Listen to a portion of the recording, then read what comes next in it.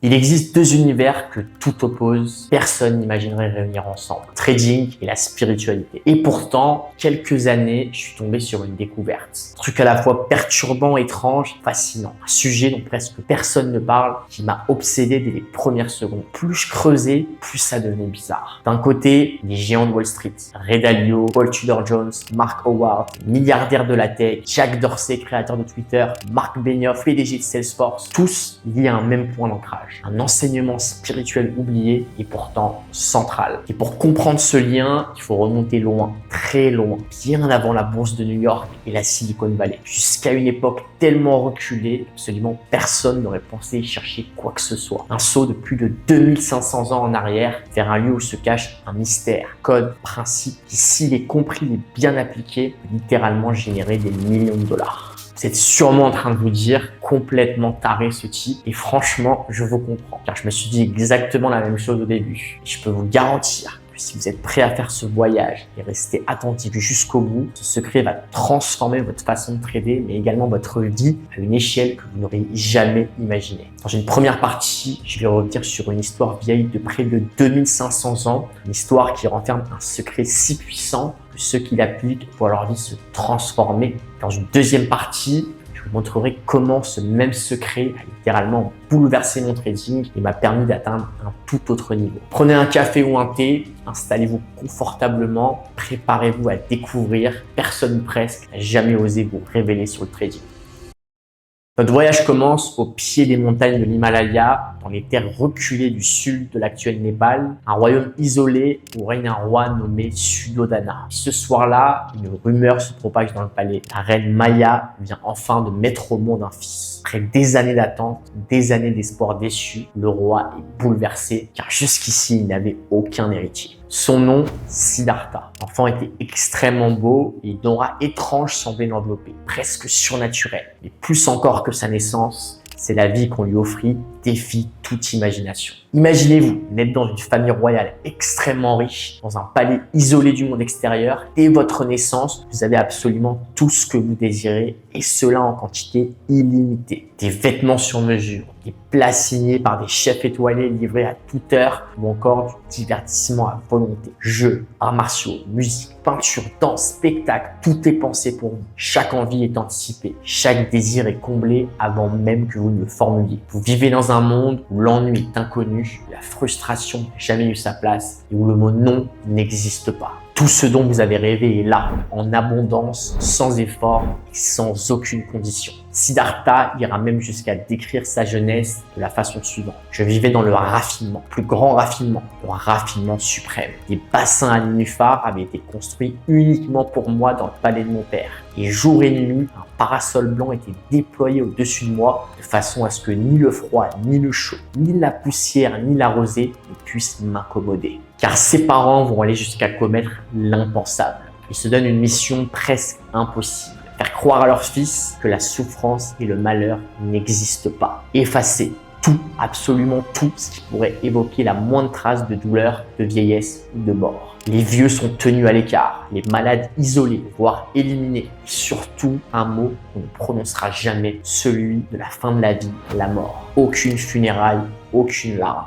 Le palais devient une illusion, un monde figé dans une jeunesse éternelle. Et chaque fois que le jeune prince exprimait l'envie de sortir, les gardes s'activaient dans l'ombre, ils nettoyaient les alentours, s'assurant qu'aucun mendiant, malade ou vieillard ne croise son chemin. Chaque promenade était une mise en scène millimétrée, orchestrée pour entretenir le mensonge parfait. Mais un jour, il y eut un oubli, un détail minuscule en apparence, mais cet oubli allait devenir le premier point de rupture et marquer un début de réveil. Car ce jour-là, Siddhartha sort comme à son habitude, même carrosse, même escorte, jusqu'à ce qu'il aperçoive un homme, et cet homme-là n'était pas comme les autres. Courbé, peau ridée, ses gestes lents, une respiration au ralenti. Il se fige, les gardes se rendent compte de leur erreur, commencent à paniquer. Quand le jeune prince leur lâche, qui est cet homme? Pourquoi est-il comme ça? Puis hésitant, l'un des gardes se résigne et lui murmure: votre Votre Majesté, ce que vous voyez là, c'est ce qu'on appelle la vieillesse. Quand le corps se fatigue et les années passent, voilà ce qui arrive. Et c'est le premier choc. Pour la première fois, il réalise que son corps n'est pas éternel, qu'un jour ses jambes ne le porteront plus, que sa peau se ridera, petit à petit, ses forces le quitteront. Mais loin de ce qu'il peut imaginer, ce choc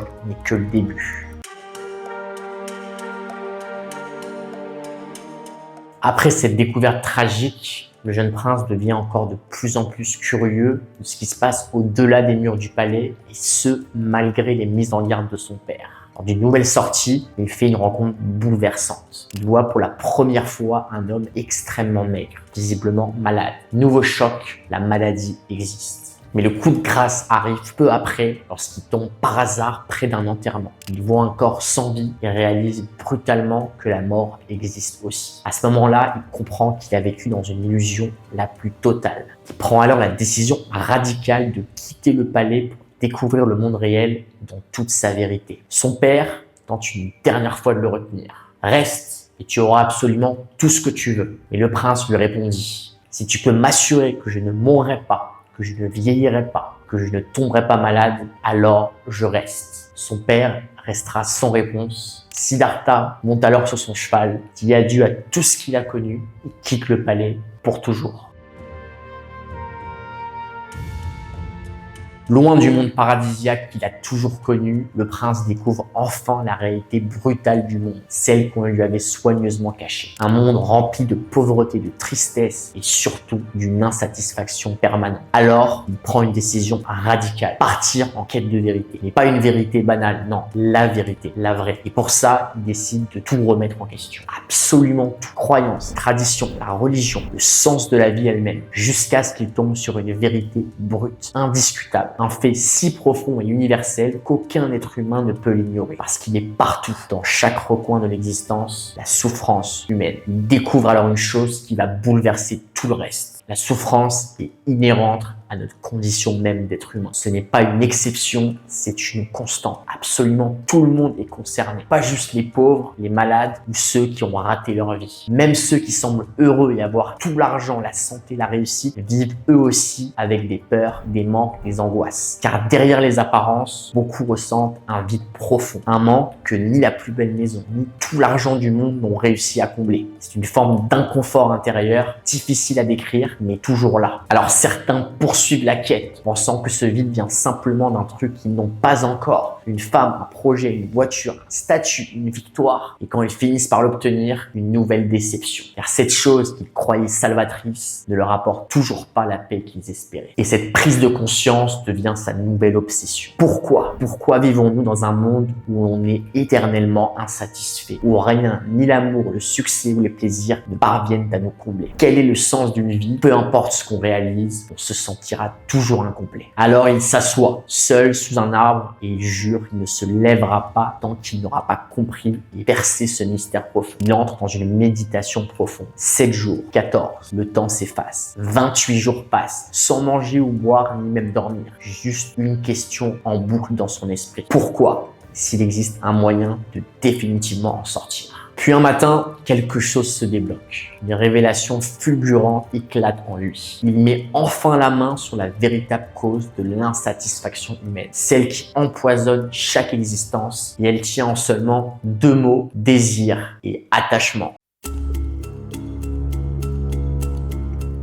Ce qu'il découvre, c'est que la souffrance ne vient pas seulement des gros drames, elle se cache dans notre quotidien, dans nos envies, nos attentes, nos peurs, et que sa cause numéro 1 est un truc qu'on a tous en nous, le désir. Ce désir de vouloir toujours un peu plus d'argent, de confort, d'amour, de reconnaissance, de pouvoir. Et une fois qu'on l'obtient enfin, ce fameux truc qu'on voulait tant, devine quoi? On veut encore autre chose. Parce qu'au fond, on est persuadé que le vrai bonheur, c'est toujours pour demain. Juste après la prochaine réussite, relation ou objectif. Peu importe. Mais la vérité la plus dure à encaisser, c'est que cette course au désir sans fin, c'est elle-même la source de notre malheur. Parce qu'elle nous coince dans une boucle qui ne s'arrête jamais. Et ce désir, il ne vient jamais seul. Il est toujours accompagné de son petit frère, peut-être encore plus dangereux pour l'homme, l'attachement. Car on s'attache à tout ce qu'on possède. Argent, biens matériels, prestige et même aux personnes proches de nous. Et on vit comme si tout ça allait durer, comme si rien ne pouvait nous être enlevé, comme si la vie allait appuyer sur pause au moment parfait. Et c'est là que ça fait mal, parce qu'on refuse d'accepter cette vérité aussi implacable qu'inévitable. Cette loi universelle qu'a découvert Siddhartha et qu'on appelle l'impermanence des choses. Car tout change, tout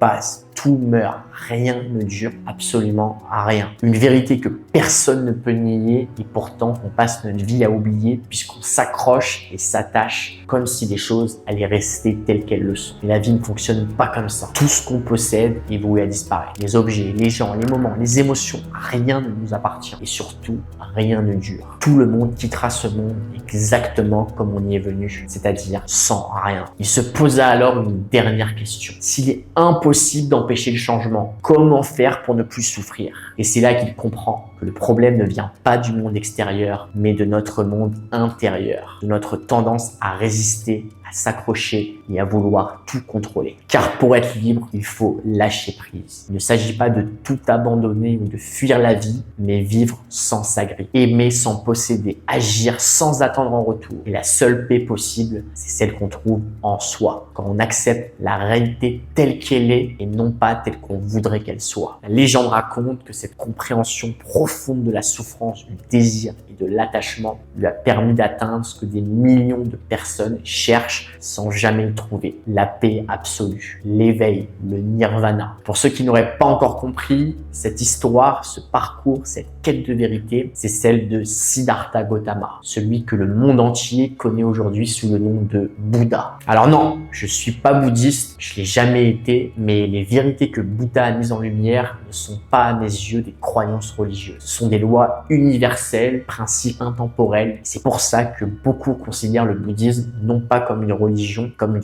véritable philosophie de vie. Si elle est appliquée avec sincérité, transformer toutes les facettes de notre vie. Et même le trading et la finance. C'est exactement ce qu'ont compris certaines des plus grandes pointures du capitalisme. Ray Dalio, Paul Tudor Jones, Mark Howard, mais aussi Jack Dorsey ou Mark Benioff et des dizaines d'autres milliardaires. Tous ont intégré, chacun à leur manière, ces vérités universelles. Et dans un instant, je vais te raconter comment moi aussi, après avoir vraiment intériorisé ces principes, j'ai pu gagner des centaines de milliers de dollars sur les marchés financiers. Avant d'atteindre la rentabilité en trading, je faisais face à un problème récurrent. Ma stratégie fonctionnait, j'étais plutôt régulier, jusqu'au moment où un seul trade perdant faisait tout basculer. Je sortais de mes règles, j'enchaînais les erreurs. Quelques jours, je pouvais effacer des semaines de performance. Je savais que je m'auto-sabotais, c'était plus fort que moi. Et surtout quand j'avais en face de moi un setup parfait, à haute probabilité, que malgré tout, le marché allait dans l'autre sens, je le vivais comme une vraie injustice. Je cherchais des explications, remettais tout en question, ma stratégie, mon exécution et parfois même ma légitimité à trader. Résultat, je faisais du surplace, des mois entiers à tourner en rond sans réel progrès. J'ai alors décidé de prendre du recul, creuser, comprendre la véritable cause de mes échecs. Et c'est là que j'ai mis le doigt sur quelque chose de fondamental. L'incertitude totale des marchés financiers. C'est que mon rejet des pertes révélait quelque chose de bien plus profond. Mon refus d'accepter la véritable nature du trading. L'incertitude totale et permanente des marchés financiers. Car le marché n'est pas là pour me satisfaire. Il ne me doit rien. Il ne suit pas mes règles ni mes attentes. C'est un système chaotique en perpétuel mouvement où une infinité de forces imprévisibles s'entrechoquent en temps réel. Un univers vivant, changeant où chaque seconde est unique. Et quoi que je fasse, il restera toujours imprévisible. Pourquoi? Parce que c'est juste une somme vivante de décisions humaines. Des milliers, des millions d'intervenants, tous avec leurs propres idées, émotions, capitaux et biais psychologiques. Et c'est là que j'ai compris que même si par miracle j'avais accès à toutes ces infos, je ne pouvais toujours rien anticiper. Parce que ce flux humain change en permanence, constamment. Des gens sortent, d'autres entrent. Leur intention évolue d'une seconde à l'autre. Et il suffit d'un seul intervenant pour faire exploser mon scénario. Il suffit qu'un hedge fund balance plusieurs millions à la vente, pile au moment où j'entre, le trade se retourne instantanément. Pas parce que mon setup était mauvais, mais parce qu'un seul intervenant, avec un capital énorme et une conviction opposée, y est arrivé au pire moment, et ça de manière totalement imprévisible. Et ce que j'ai compris ensuite, c'est que pour embrasser pleinement cette incertitude, il fallait remplir une condition et pas des moindres. Accepter pleinement les pertes. Parce que soyons honnêtes, la perte, c'est le truc qu'on déteste tous en trading. Ce poison silencieux qui vient te frapper en pleine poitrine. Tu prends ton stop et là, bam, une vague de frustration t'envahit, sentiment d'injustice presque impossible à expliquer. Et en analysant mes comportements passés, j'ai réalisé un truc crucial. Cette frustration des pertes a un prix. Et crois-moi, il est très élevé. Car il te coupe de l'état mental le plus précieux en trading, celui de la neutralité absolue. Cette présence lucide, ce calme intérieur qui te permet d'observer sans juger, d'agir sans réagir et surtout d'être aligné avec les opportunités du moment. Car pour capter une opportunité, il faut être là, à 100%, ancré dans l'instant présent, ce qu'on appelle l'état de flow, ce moment où tout s'aligne, où chaque action coule de source, comme si tu faisais corps avec le marché. Et cet état, il est incompatible avec la frustration qu'engendrent les pertes. Et donc, paradoxalement, plus je refusais la perte, plus je nourrissais une émotion qui me coupait de la seule chose qui me permettait de vraiment performer, le flow. Et c'est après avoir compris ça que j'ai commencé à faire mes premiers vrais profits réguliers. Pas parce que ma stratégie avait changé, mais parce que moi, j'avais changé. Plutôt, le rapport que j'entretenais avec le marché. Alors la vraie question, c'est comment j'ai fait pour atteindre cet état de neutralité émotionnelle. Une perte ne me fait plus vriller, où l'incertitude n'est plus un problème mais une composante normale du jeu et où je peux rester aligné avec le marché, peu importe ce qu'il arrive. La vérité, c'est que j'ai dû entreprendre quelque chose d'assez radical. Reprogrammer mon cerveau en profondeur jusqu'à ce que l'incertitude ne soit plus une menace mais une évidence naturelle. Et pour ça, deux choses ont tout changé. C'est quoi le détachement au juste? C'est la capacité à rester en paix intérieurement et ça, peu importe ce qui se passe. C'est accepter pleinement la réalité d'un moment sans s'y accrocher ni chercher à le fuir. Car souvenez-vous que Bouddha a réalisé, c'est que la vraie cause de la souffrance, ce n'est pas ce qui nous arrive, mais c'est l'attachement qu'on développe à ce qu'on voudrait voir arriver. Ce besoin que les choses soient comme on l'a décidé et pas autrement. C'est exactement ce que je vivais en trading. Ce n'était pas tant la perte en soi qui me faisait mal, mais mon refus de l'accepter. Alors attention, le détachement, ce n'est pas rejeter ses émotions ou devenir froid, insensible en refoulant ce qu'on ressent. Ça, c'est une grosse erreur que j'ai moi-même faite au début. Je croyais qu'il fallait supprimer la douleur, ignorer ma frustration, mais c'est totalement impossible. Et le pire encore, c'est que plus je les rejetais, plus elles persistaient. Car le détachement, ce n'est ni contrôler ni fuir ses émotions, c'est les transcender, aller au-delà. C'est-à-dire accepter de les vivre pleinement même quand ça brûle à l'intérieur, mais depuis un autre espace intérieur, depuis la position d'un observateur externe, calme et lucide, qui regarde ce qui se passe sans jugement et avec bienveillance. Parce qu'une chose fondamentale que j'ai compris, c'est que je ne suis pas mes émotions. Je ne suis ni ma peur, ni ma frustration. Je peux les ressentir sans m'y identifier. Parce que le vrai problème, ce ne sont pas les émotions en elles-mêmes, mais le fait de devenir ces émotions. C'est cette identification qui brouille le jugement, qui me fait sortir de ma stratégie et tout foirer. Ressentir, oui, mais ne pas s'identifier. C'est là toute la différence. Et c'est justement à partir de ce moment-là que la magie opère. Car petit à petit, ces émotions ont perdu le pouvoir qu'elles avaient sur moi. J'ai retrouvé ma lucidité, ma liberté, et c'est comme ça que j'ai appris à rester aligné avec ma stratégie, même quand le marché me frappait durement. Voilà pour moi la vraie puissance du détachement. C'est pas facile à mettre en place, mais croyez-moi, si vous maîtrisez cette skills, vous allez devenir une vraie machine. Pas seulement en trading, mais dans la vie en général. Parce que vous allez développer une stabilité mentale que rien ne pourra ébranler. Mais concrètement, comment on fait pour la développer?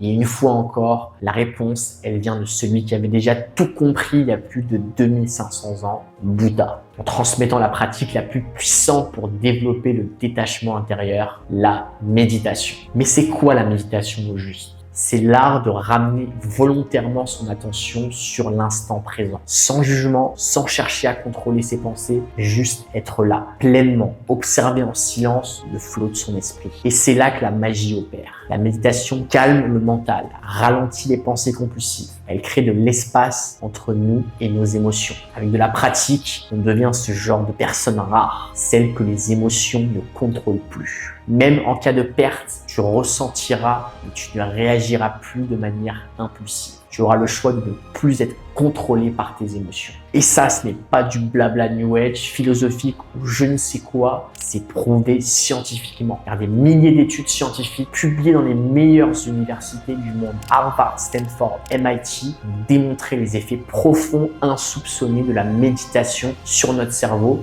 Et il y en a des tonnes. Elle calme directement la zone du cerveau qui gère la peur, l'amygdale. Elle renforce les parties liées au contrôle de nos émotions. Elle améliore la concentration et elle nous aide à prendre de meilleures décisions, surtout en période de stress. Alors je vous rassure, je ne suis pas devenu moine bouddhiste du jour au lendemain. J'ai juste commencé à méditer 5 minutes par jour tranquillement, pas plus. Mais même avec ces petits 5 minutes, j'ai senti un véritable shift intérieur. Petit à petit, j'ai appris à me détacher de l'issue de chaque trade et à me concentrer sur ce qui compte vraiment, le processus, the big picture. Pas le résultat d'un seul trade isolé, une vraie stabilité mentale. Et surtout, j'ai renforcé ce qui est probablement la compétence la plus précieuse pour durer en trading, ma tolérance aux pertes. Parce que c'est ça la vraie nature du marché, l'incertitude, l'imprévisible. Et même le célèbre Ray Dalio l'affirme sans détour. Le meilleur conseil que je puisse donner à quelqu'un, ce serait de méditer. Cela te donne un sentiment de spiritualité, c'est-à-dire une connexion à l'univers, un pouvoir insoupçonné dans la vie. Ou encore Paul Tudor Jones, milliardaire et autre légende du trading, confie qu'il ne commence jamais une journée sans méditer. Pour lui, c'est un rituel non négociable, sa clé pour rester lucide, concentré et aligné dans ses décisions les plus critiques. Jack Dorsey également, créateur de Twitter, tellement un adepte de la méditation, il a carrément passé son 42e anniversaire dans un centre de méditation en Birmanie pour rester en silence total pendant 10 jours. Alors vraiment, je vous invite à faire pareil. Essayez, vous n'avez rien à perdre et je vous le garantis, vous me remercierez plus tard. C'était Noam, on se retrouve très vite dans une prochaine vidéo. Peace out.